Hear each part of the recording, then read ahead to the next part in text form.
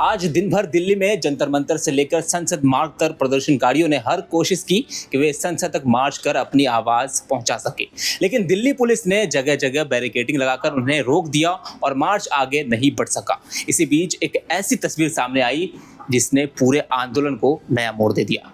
दावा किया गया कि प्रदर्शन के दौरान कुछ छात्रों के साथ ऐसा व्यवहार हुआ जिसे देखकर किसी की भी आंखें फटी की फटी रह जाए और कलेजा भी फट जाए।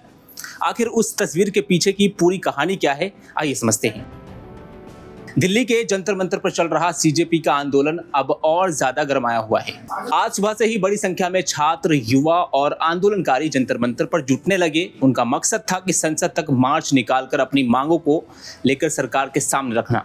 लेकिन प्रदर्शनकारियों के संसद मार्ग की ओर बढ़ते ही दिल्ली पुलिस पहले से पूरी तैयारियों के साथ मौजूद थी। जगह जगह बैरिकेडिंग लगाए गए थे और भारी पुलिस बल तैनात किया गया था। जैसे ही प्रदर्शनकारी आगे बढ़े, पुलिस ने उन्हें रोक दिया। काफी देर तक प्रदर्शनकारी और पुलिस आमने सामने डटे रहे।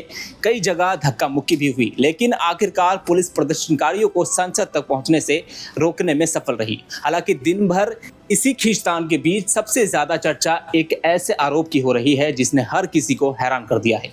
समाजवादी पार्टी की सांसद डिंपल यादव ने आरोप लगाया है कि प्रदर्शन के दौरान पुलिस ने छात्रों के साथ बेहद अमानवीय व्यवहार किया। उन्होंने दावा किया कि कुछ छात्रों को बिजली के झटके दिए गए, उनके सीने पर डंडे मारे गए और उनके कपड़े तक फाड़ दिए गए। पुलिस वाले बैरिकेड में धक्का दे रहे हैं, यहाँ पे मारा है, कमर पे मारा है। ये कोई बात होती है? हम भी मारे इनको, हम मारेंगे, लाठी चार्ज करेंगे, ये करेंगे, बैठाएंगे, एम्बुलेंस पे जाओ। इसके लिए एम्बुलेंस पे जाओ मैं, ये लगा एम्बुलेंस पे जाओ। हम रेप के खिलाफ लड़ते हैं, इन लोगों ने खुद अभी लड़कियों के कपड़े फाड़े हैं। हाँ। डिंपल यादव ने यहाँ तक कहा है कि अगर लोकतांत्रिक तरीके से अपनी बात रखने वालों के साथ ऐसा व्यवहार होगा तो ये बेहद गंभीर मामला है।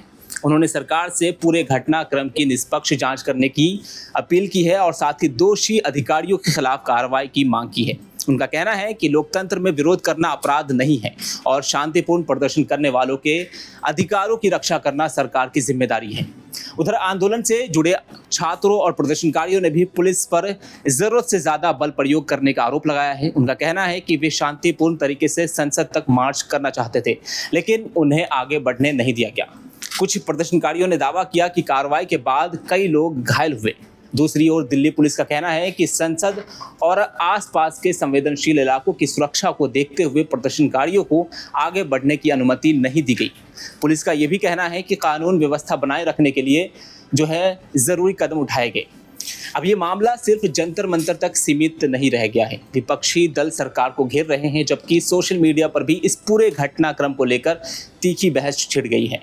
कई लोग प्रदर्शनकारियों के समर्थन में आवाज उठा रहे हैं तो कई लोग पूरे मामले की निष्पक्ष जांच की मांग कर रहे हैं। फिलहाल सबसे अहम बात यह है कि डिंपल यादव द्वारा लगाए गए आरोप बेहद गंभीर हैं।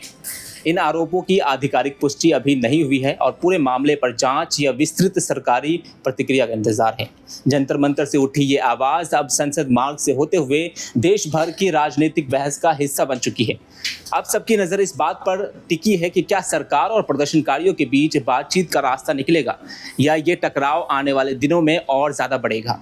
आपको क्या लगता है कि ऐसे मामलों में पुलिस कार्रवाई की स्वतंत्र जांच होनी चाहिए? अपनी राय कमेंट में जरूर बताएं और अगर वीडियो पसंद आया हो तो चैनल को सब्सक्राइब करना बिल्कुल ना भूलें।